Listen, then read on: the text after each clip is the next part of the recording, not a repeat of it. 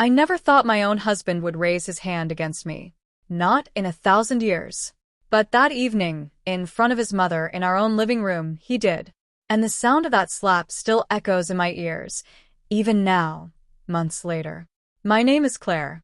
I was 32 years old, married for 6 years to a man named Daniel. From the outside, our life looked perfect. A beautiful mansion with white pillars and a circular driveway. Expensive cars. Designer clothes. A monthly allowance of $10,000 that Daniel proudly told his friends he provided for me. But here is the truth nobody knew. Not Daniel. Not his mother, Linda. Not even his friends who envied him. I was the one paying for everything. Every single dollar of that $10,000 allowance came from my own bank account, transferred quietly every month under a name they never bothered to question. The mansion they lived in, walked through, hosted parties in, it was registered under my name, not Daniel's. I had built a business years before I ever met Daniel, a small consulting firm that grew into something much bigger than anyone in that family ever imagined. I never flaunted it. I never needed to. I chose to stay quiet about my success because I wanted Daniel to feel like the man of the house. I wanted his mother to respect him.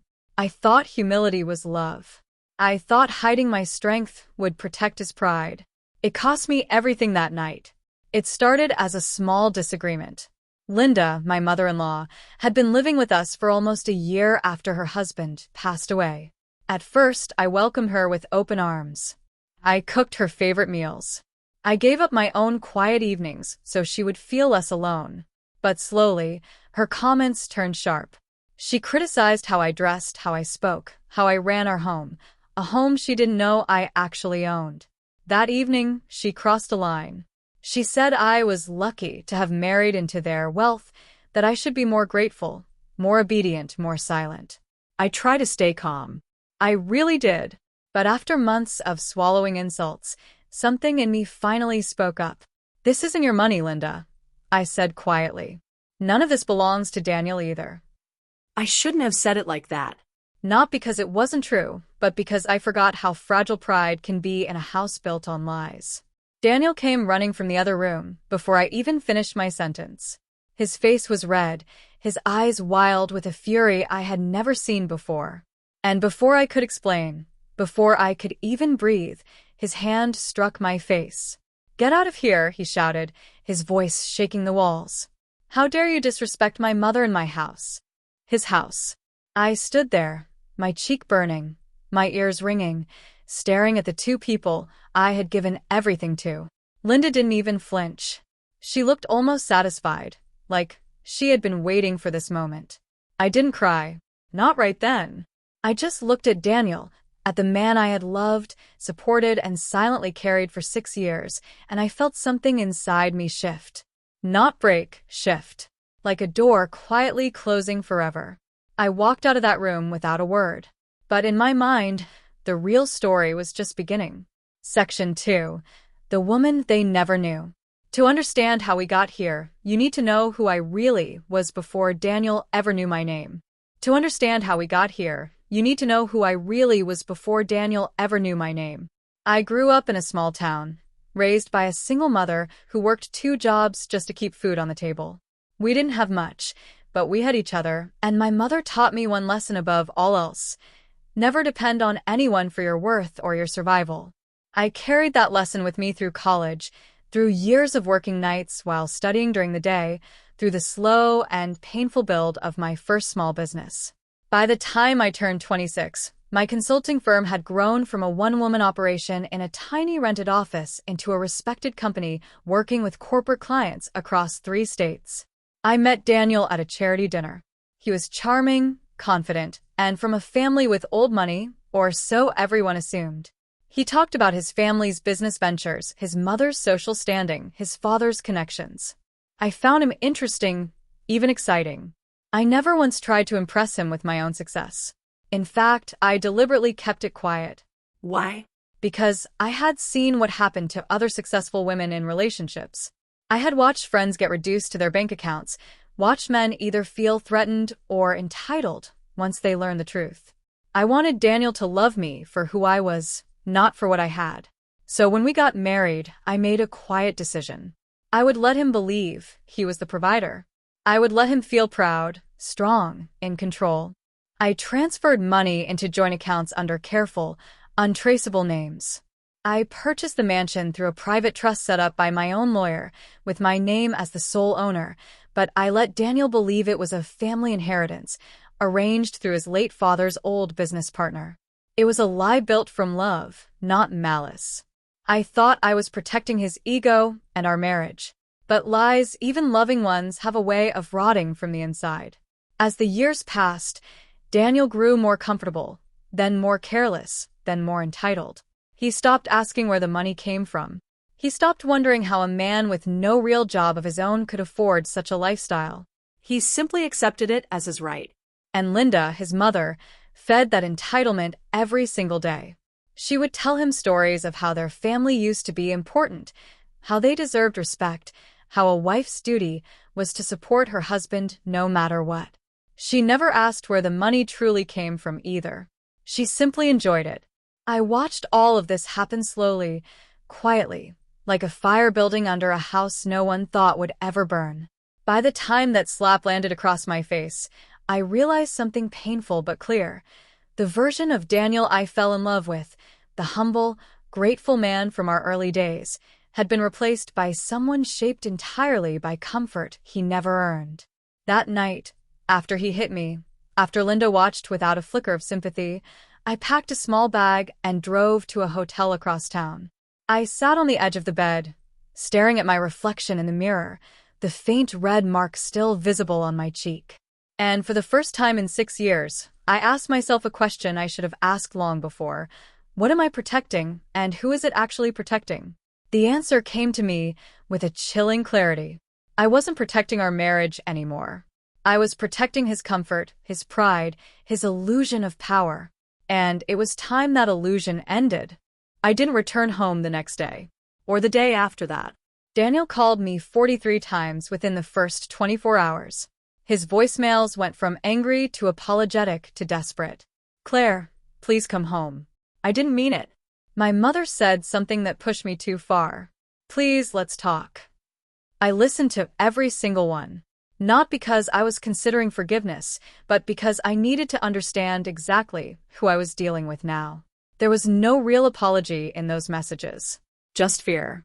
Fear that his comfortable life might be slipping away. Fear of losing the access, not necessarily the woman. On the third day, I called my lawyer, a sharp, no-nonsense woman named Patricia who had handled my business affairs for years. I told her everything, the slap, the years of hidden support, the trust that owned the mansion, the joint accounts I had quietly funded. "Claire," she said after a long pause, "do you understand what you actually have here? You don't just have grounds for divorce. You have complete legal and financial control over almost everything in that household." I sat in silence as she explained it back to me, piece by piece. The mansion was under a private trust with me as the sole beneficiary. Daniel's name had never been added, despite his belief that it was a shared family property. The monthly allowance, the cars, even Linda's medical expenses, all funded through accounts that I controlled entirely, accounts Daniel had never been given direct access to. He simply assumed the money appeared because that's how his family had always lived, assuming, never asking. For 6 years, I had built a financial fortress around our life. Daniel, the man who slapped me in front of his own mother, was living inside a house he never owned, spending money he never earned, completely unaware of how exposed his entire world truly was. I felt something cold and steady settle in my chest. Not rage. Not sadness anymore. Clarity. "I want to know my options," I told Patricia. "All of them." Over the next 2 weeks, while Daniel continued sending desperate texts and Linda spread stories to family members about how I had abandoned her son, I quietly built my case. Patricia helped me gather every document, every transfer record, every piece of proof showing exactly who funded their lifestyle. I also did something I hadn't done in years. I visited my old business office and sat down with my finance team. I needed a full picture of every asset connected to our marriage, every account, every property, every shared investment. I needed to know exactly what I was protecting and exactly what I was prepared to take back. During this time, Daniel made one mistake that sealed his fate even further. Believing I would eventually crawl back out of guilt or fear, he started making decisions without me. He took out a large loan against what he believed was his mansion to fund a new business venture with one of his old college friends, a venture Linda had encouraged, convinced it would restore the family's former glory. There was just one small problem. He didn't actually own the mansion. He couldn't legally use it as collateral. When the bank ran their checks and discovered the property was held under a private trust with sole ownership belonging to someone else entirely, the loan was immediately frozen, and red flags went up across multiple financial systems. That's when Daniel finally realized something was deeply wrong.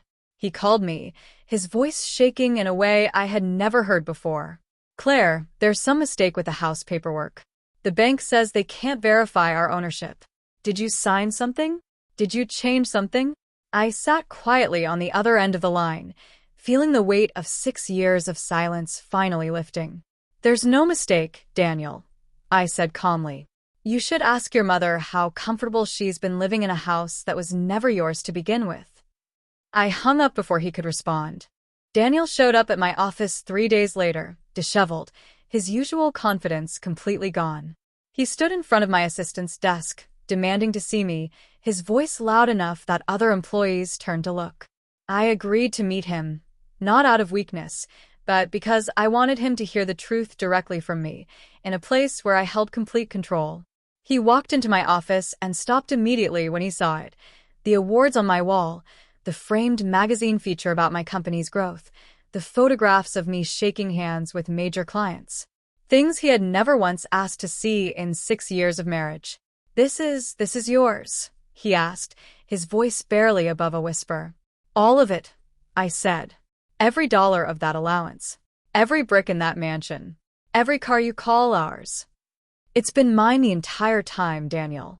He sank into the chair across from my desk, his hands trembling. "Why didn't you tell me?" "Because I loved you," I said honestly. "I wanted you to feel proud, capable, like the man you always pretended to be in front of your friends. I thought protecting your ego was protecting our marriage. I was wrong." His eyes welled up, but I felt no comfort in his tears. "Not anymore.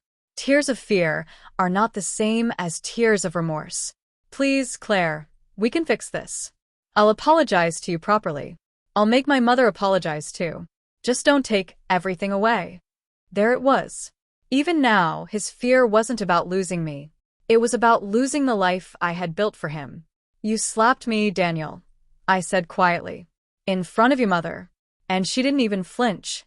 That told me everything I needed to know about both of you." I slid a folder across the desk toward him. Inside were copies of the documents Patricia had prepared, the trust ownership records, the financial statements, the formal divorce filing, and a clear timeline of asset distribution based on my sole ownership of nearly everything in our shared life. "This isn't revenge," I told him, even though deep down some part of me knew it absolutely was, in the most justified way possible. "This is just the truth finally catching up to both of you." He didn't sign anything that day. He stormed out, calling me cruel, ungrateful, manipulative, ironic words coming from a man who had built 6 years of false pride on my silent sacrifices. Linda, when she found out the full truth, reacted exactly as I expected. She called me, her voice sharp with disbelief and fury. "You tricked my son into this marriage. You used your money to control him." "No, Linda," I said calmly. "I used my money to support a family that constantly disrespected me. The only person who controlled anyone here was you, feeding your son's ego while living comfortably off money you never once questioned." She had no response to that. For the first time since I had known her, Linda was completely silent. Over the following weeks, the legal process moved forward steadily. Patricia handled everything with precision. Because the mansion, the allowance, and nearly all major assets were legally tied to me alone, Daniel had almost no real ground to stand on in court. His lawyer tried to argue for spousal support, claiming years of contribution to the marriage, but the evidence of the slap, documented through hospital records I had quietly obtained that very same night, combined with clear financial ownership records, left little room for negotiation. Daniel was given a choice: agree to a clean settlement that returned full ownership of everything to me, with a small one-time payment to help him transition into independent living, or fight a drawn-out legal battle he had almost no chance of winning, one that would also expose the domestic violence incident publicly. He chose the settlement. The day the final papers were signed, I sat in Patricia's office, watching Daniel's signature land on the last line of the settlement agreement. His hands shook as he wrote his name, his eyes refusing to meet mine. "I hope you're happy," he muttered before leaving the room. I almost laughed at that. Happy wasn't quite the word. Relieved, maybe. Free, certainly. But happy implied something light and joyful, and what I felt was heavier than that: the weight of finally standing in my own truth after years of quietly shrinking myself for someone else's comfort. Within a month, the mansion was fully and officially under my control once again, with no shared claims attached to it. Daniel and Linda moved into a modest rented apartment across town, a stark contrast to the life they had grown used to. I heard, through mutual acquaintances, that Daniel struggled to find stable work, having spent years coasting on a lifestyle that was never truly his to maintain. Linda, without the comfort of the mansion or the allowance she had grown to expect, found herself dependent on extended family for support, the very same family she used to boast to about her successful son and his wealthy household. I won't pretend I felt nothing watching their world shrink. There was a quiet satisfaction in it. Yes, not cruel joy, but the simple peace of justice finally finding its place. For 6 years, I had silently funded comfort for people who repaid me with disrespect, control, and eventually violence. Watching that comfort dissolve wasn't about revenge for its own sake. It was about consequences finally meeting actions. I changed the locks on the mansion that same week. I redecorated the living room where the slap had happened, removing every trace of the life we had shared there. I turned one of the unused rooms into a proper home office, something I had never allowed myself before because I didn't want to make Daniel feel less than in his own house. It wasn't his house. It was never his house. And finally, it felt entirely like mine.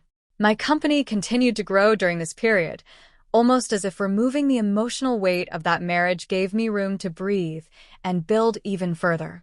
I expanded into 2 new markets within 6 months. I hired a stronger leadership team. I started mentoring young women entrepreneurs, sharing my story, carefully without naming names, as a lesson about protecting your worth even within love.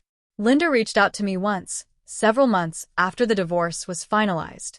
Her tone was different, quieter, almost humble. She admitted that she had underestimated me, that she regretted how she treated me during her time living in our home. I listened politely, but I didn't offer the forgiveness she seemed to be hoping for.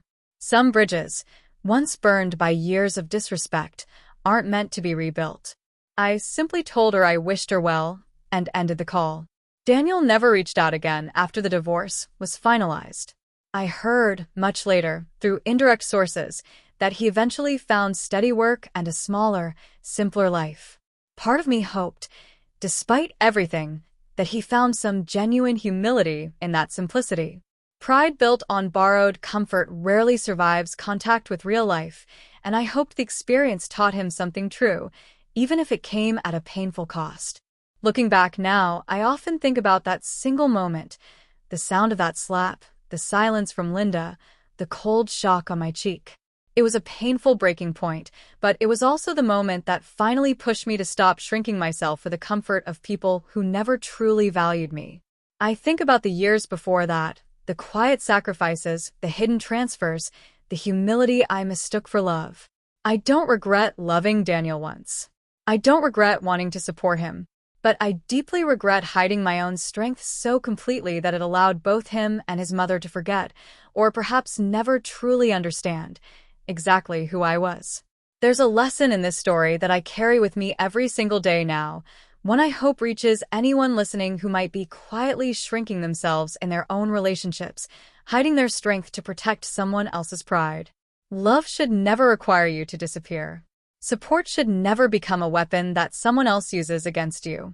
And respect, real respect, isn't something you earn by staying silent about your worth. It's something that should be given simply, because you are a human being deserving of basic dignity. I built an empire quietly, out of love, out of humility, out of a desire to protect someone else's ego. But true strength isn't about hiding what you've built. True strength is knowing when to finally let the truth stand fully in the light, even if it means watching the people who once disrespected you lose everything they took for granted. Today, I run my company with more confidence than ever. I've started speaking, occasionally, at small business events, sharing pieces of my journey, encouraging especially young women not to make the same mistake I did, equating silence with kindness, equating self-erasure with love. The mansion stands today exactly as it always legally did, mine and mine alone, but it feels different now. Lighter.